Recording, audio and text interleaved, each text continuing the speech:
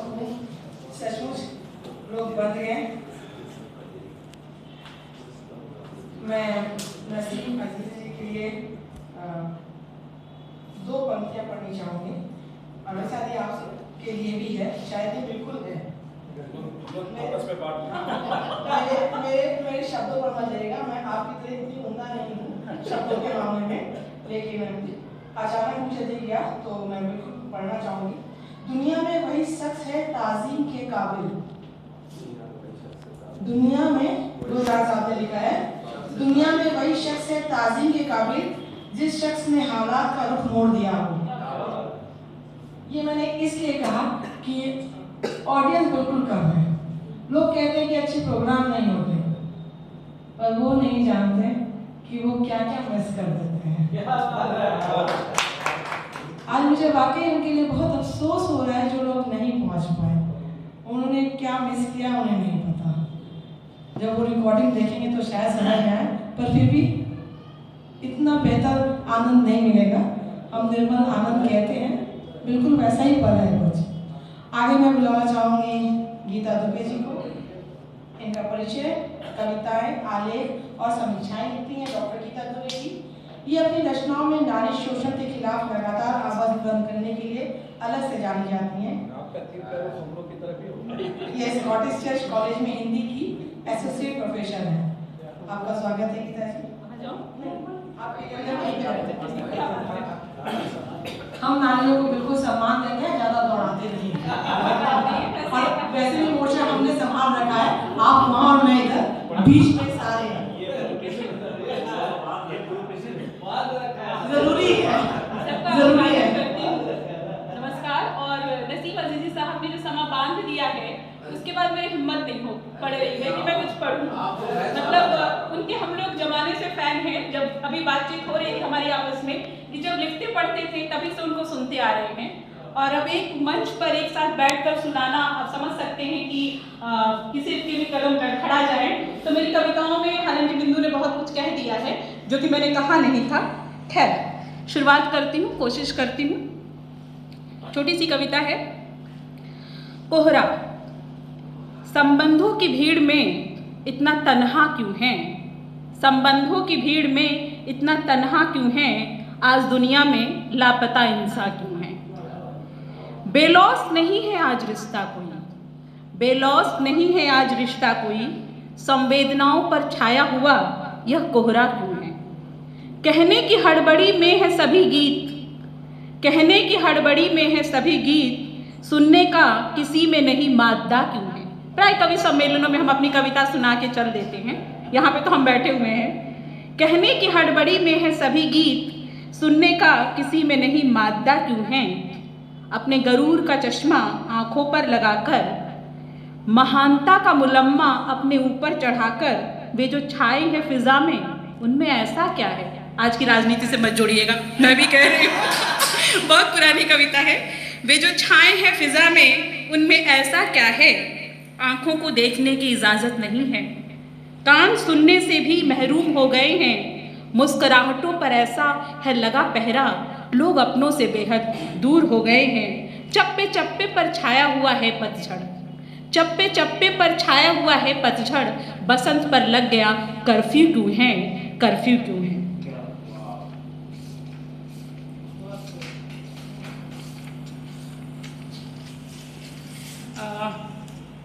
थोड़ी सी लंबी कविता है। कविता का शीर्षक है बाजार। दोस्तों, यह सारा संसार एक बाजार में बदल गया है और हम इस बाजार के छोटे बड़े सामानों या छोटे बड़े खरीदारों में बदल गए हैं। और हम इस बाजार के छोटे बड़े सामानों या छोटे बड़े खरीदारों में बदलते जा रहे हैं। हमारी नसों में बहता हुआ सड़ा हुआ गुलाम रक्त सिखाता है हमें गुलामी के नित नए तरीके, सिखाता है हमें गुलामी के नित नए तरीके और नित नए ढंग से अपने को बेचकर अपनी नई नई उपलब्धियों पर इतराते हैं हम। दोस्तों, ऐसा कैसे हुआ, दोस्तों ऐसा कैसे हुआ कि आज़ादी की ताज़ी हवा में सांस लेने का सपना देखने वाले हम भौतिक आज़ादी की कीमत पर धंसते गए गुलामी की इस अंधी गली में, गुलामी की इस अंधी गली में जिससे निकलने के तमाम छेद हमने खुद अपने हाथों मूंद दिए थे, जिससे निकलने के तमाम छेद हमने खुद अपने हाथों मूंद दिए थे। दोस्तों, यह बाजार जो आज का एकमात्र शाश्वत सत्य है, आज हमारी ज़रूरत नहीं, जिंदगी का एकमात्र पर्याय बन गया है। इसके बिना सांस लेने या जीने की कल्पना तक नहीं कर सकते हम, इसके बिना सांस लेने या जीने की कल्पना तक नहीं कर सकते हम। आज हमारी एक ही मूलभूत अवधारणा है, बेचना या खरीदना। बेचना या खरीदना व्यापार हमारे खून में समा गया है। व्यापार, अगर कुछ याद आ रहा हो तो याद कर लीजिए, व्यापार हमारे खून में समा गया है और हम मुग्ध हैं अपने इस कौशल पर खुद ही। आखिर कुछ तो सीखा है हमने अपने प्रभुओं, आकाओं और तथाकथित लोक नायकों से। आखिर कुछ तो सीखा है हमने अपने प्रभुओं, आकाओं और तथाकथित लोक नायकों से, जिन्होंने हमारी हर सांस को गिरवी रख दिया है। देशी विदेशी तिजोरियों में अपने हाथों अपनी पीठ थपथपाते हुए हम हर एक चीज़ की खरीदो फरोख्त में लगे हुए हैं, हर एक चीज़ की खरीद और फरोख्त में लगे हुए हैं।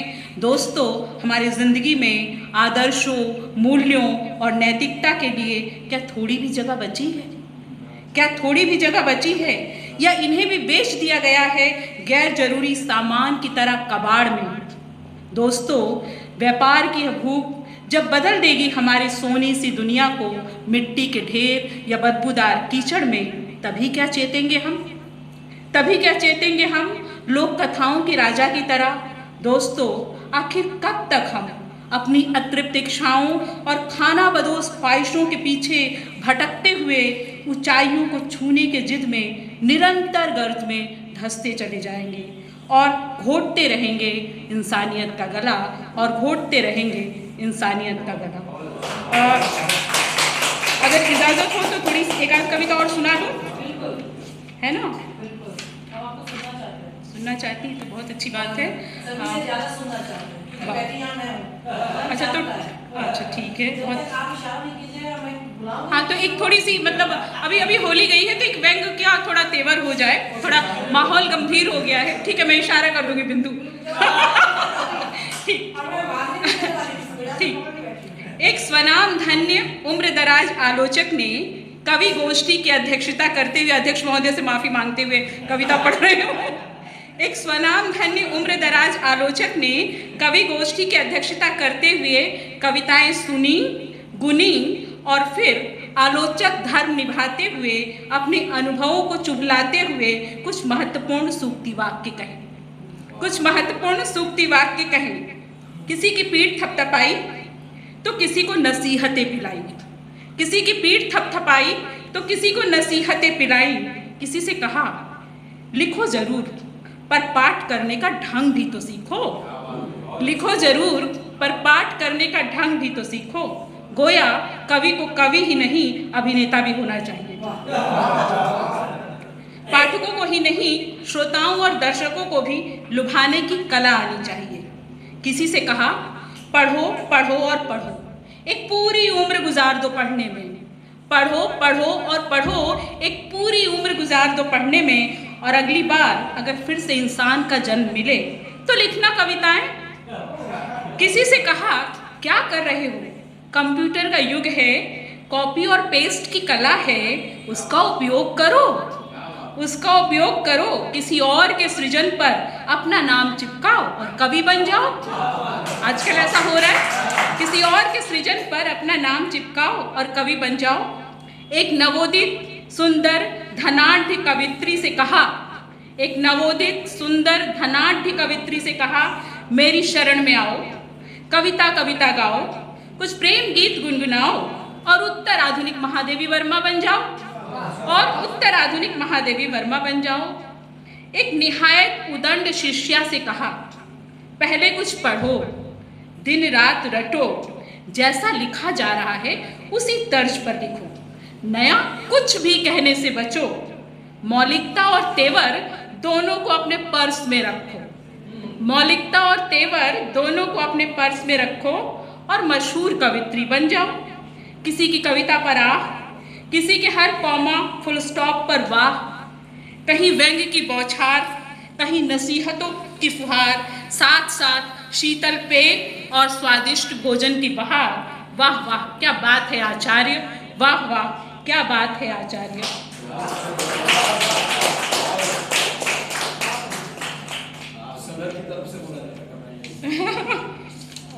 एक कविता पढ़ना चाहती हूँ। स्त्री की बात हुई है इसलिए स्त्री पर एक कविता और उसके बाद एक छोटी सी कविता पढ़ के खत्म कर दूंगी, ज़्यादा नहीं। नहीं भाई, मैं सब्र का इम्तिहान नहीं लेना चाहती श्रोताओं की अभी। ठीक, मेरी अगली कविता है चिड़िया। चिड़िया की तरह चहकने वाली वह लड़की सच में चिड़िया हो गई। चिड़िया की तरह चहकने वाली वह लड़की सच में चिड़िया हो गई। माया मोह के सारे बंधन कुतर जाने कहाँ उड़ गई। सच में चिड़िया होती हैं लड़कियाँ, सच में चिड़िया होती हैं लड़कियाँ। फुदकती रहती हैं इस डाल से उस डाल पर, कहीं स्थायी ठिकाना नहीं होता उनका, कहीं स्थायी ठिकाना नहीं होता उनका। हर बार बड़े जतन से बांधती है घोंसला, तिनके तिनके जोड़ती हैं हौसला। हर बार बड़े जतन से बांधती हैं घोंसला, तिनके तिनके जोड़ती हैं हौसला। बना लेना चाहती हैं एक स्थायी आशियाना, पर उजाड़ दी जाती हैं बार बार, हर बार तार तार हो बिखर जाती हैं तिनके से। हमेशा हिंडोली की तरह झूलती रहती हैं इस और उस घर के बीच, परंपरा और आधुनिकता के बीच। खूब पेंगे भरती हैं और कभी कभी छू लेती हैं आसमान की ऊंचाइयाँ, और कभी कभी छू लेती हैं आसमान की ऊंचाइयाँ। लेकिन धरती पर जगह कम पड़ जाती है उनके लिए, लेकिन धरती पर जगह कम पड़ जाती है उनके लिए। और जब थक जाती हैं झूलते झूलते, हाँफने लगती हैं पींगे भरते भरते, तो उसी रस्सी को गले में डाल झूल जाती हैं हमेशा के लिए। तो उसी रस्सी को गले में डाल झूल जाती हैं हमेशा के लिए। उड़ जाती हैं अनंत आकाश में, सुनाने को अपनी त्रासद गाथा, बनाने को अपना स्थायी ठिकाना। और तब तारा बन जाती हैं लड़कियाँ, और गायब होकर भी छोड़ जाती हैं यह सवाल, आखिर क्यों, आखिर क्यों सिर्फ इंसान नहीं हो सकती लड़कियाँ, सिर्फ इंसान नहीं हो सकती लड़कियाँ। एक अंतिम कविता के साथ मैं आपके सब्र के इम्तिहान को विराम दूंगी। अभी रंगों का त्योहार गया है। अंतिम कविता है रंग।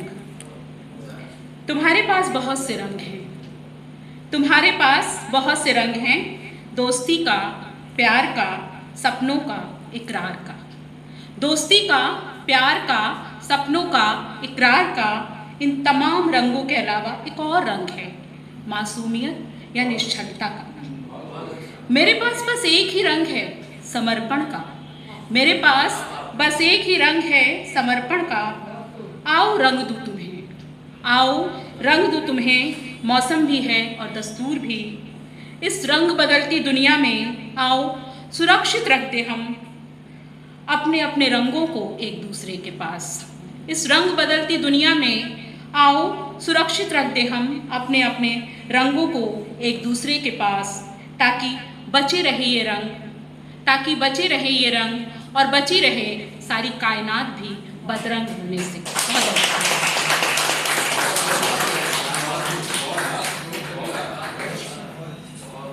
धन्यवाद गीता जी, बहुत खूबसूरत। रंगों हम बिल्कुल, मैं आपको बुलाने ही वाली हूँ दोबारा, क्योंकि दो पंक्तियों के साथ बुलाना चाहूँगी। अभी होली और रंग की बात हुई तो हमने रंगे हैं चेहरों को, हमने रंगे हैं चेहरों को, दूसरे के चेहरों को। तो उसी पर है कि आपने चेहरों को रंगा है आज तक, आपने चेहरों को रंगा है आज तक, कभी दिलों पर भी रंग लगा कर देख लिए। तो ऐसी इन्हीं भावों के साथ मैं फिर गीता जी को बुलाती हूँ कि आप आइए और हमें भावों के रंगों से सराबोर कीजिए।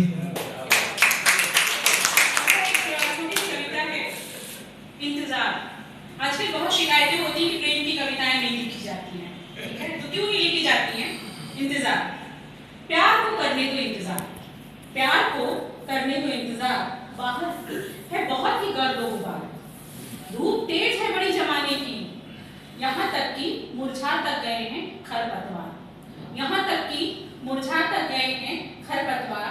इसीलिए मेरे दोस्तों बस कुछ और इंतजार, सुलझा ले आइए दुश्वारियां जमाने की, सुलझा ले आइए दुश्वारियां जमाने की, जोड़ ले कुछ कड़ियां नए फसाने की। आजकल कवि लोगों को कहानियां लिखने का चस्का लगा हुआ है, विज्ञान जी बैठे हुए हैं। जोड़ ले कुछ कड़ियां नए फसाने की, कर ले कुछ नई मुश्किलें हर प्यार का क्या वह इंतजार कर ही लेगा, प्यार का क्या वह इंतजार कर ही लेगा। कुछ और पल तो आइए ले अपनी अपनी जिंदगियां संवार और प्यार को करने दे इंतजार। बाद में भले ही सब हो जाए तार तार, बाद में भले ही सब हो जाए तार तार, जिंदगी का बिगड़ ही जाए क्यों न सुरतार। जैसे अलोना भोजन हो बेस्वार, जैसे अलोना भोजन हो बेस्वार, वैसे ही भले ही बिगड़ जाए जिंदगी का स्वाद। प्यार को फिलहाल करने दो इंतजार, प्यार को फिलहाल करने दो इंतजार।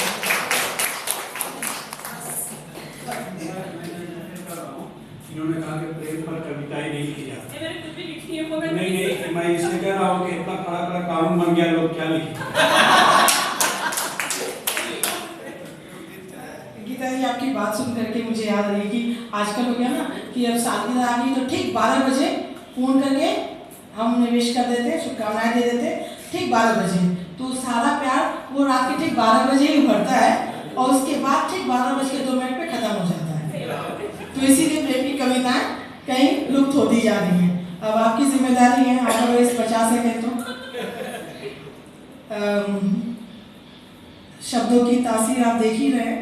मुझे मैं पढ़ाती हूँ तो बिस्मिल्लाह खान को चैप्टर है हमारे हिंदी में, तो पढ़ाती हूँ तो बिस्मिल्लाह खान ने कहा था कि अल्लाह से मांगा था, दुआ की थी कि मेरे सुर में इतनी तासीर दे, मेरे सुर में इतनी तासीर दे कि लोगों की आंखों से अनगढ़ मोती झलक जाए। तो मुझे तो यही लग रहा है कि शब्दों में इतनी तासीर हो, हम सबके शब्दों में इतनी तासीर हो कि लोग वाह न करें, परवाह करें।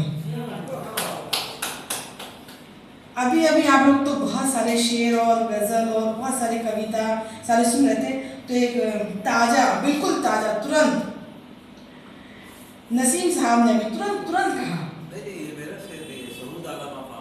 अच्छा, शहूद आलम अफाकी का शेर है।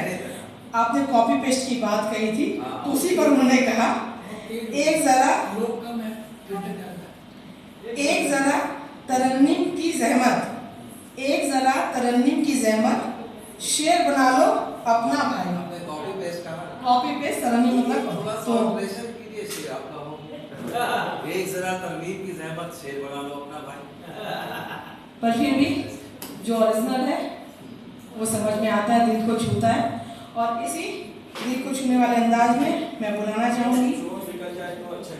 हाँ, अच्छा, चोर हाँ, वो कहावत भी है ना कि चोरी तब तक चोरी नहीं कराती जब तक पकड़ में ना आए, तो वो साव ये होते हैं उसी में। फेस इन एजाज, आज के हमारे अध्यक्ष, इन्हें बुलाने के पहले 2 पंक्तियां मैं बोलूँगी कि बद नज़र क्या नज़र मिलाएंगे, बद नज़र क्या नज़र मिलाएंगे, किसी अहले निकाह को भेजो, बद नज़र क्या नज़र मिलाएंगे, किसी अहले निकाह को भेजो, हम गुलामों के मुंह नहीं लगती, जाओ आलम पनाह को भेजो। तो मैं हमारे अध्यक्ष साहब को बुलाना चाहूँगी। ये अंतिम नहीं है, ये अंत में आ रहा है, लेकिन मैं चाहूँगी कि हमें ढेर सारी गज़ल, कविताएं सब कुछ सुनाएं, हम मोहित होकर सुनेंगे उन्हें। कवि सम्मेलन और मुशायरे की अध्यक्षता कर रहे हैं पेशी नजर साहब, अंतर्राष्ट्रीय स्तर की पत्रिका महानामा इंशा के संपादक हैं। कविता, कहानी, आलोचना और यात्रा संस्मरण आदि विभिन्न विधाओं में उनकी 20 से अधिक किताबें प्रकाशित हैं। दुनिया के कई देशों के साहित्यिक समारोह में शिरकत की है, कई राष्ट्रीय सम्मानों से उन्हें नवाजा गया है और ये हमारे लिए बहुत गर्व की बात है कि आज वो कुसीने में मौजूद हैं और हम उन्हें सुन रहे हैं। ये बहुत बड़े गर्व की बात है। इसलिए मैं कह रही थी कि आज जो नहीं आए हैं उन्हें नहीं पता कि उन्होंने क्या खोया, और आज आप जो हैं आपको तो पता ही है कि आप क्या पा रहे हैं।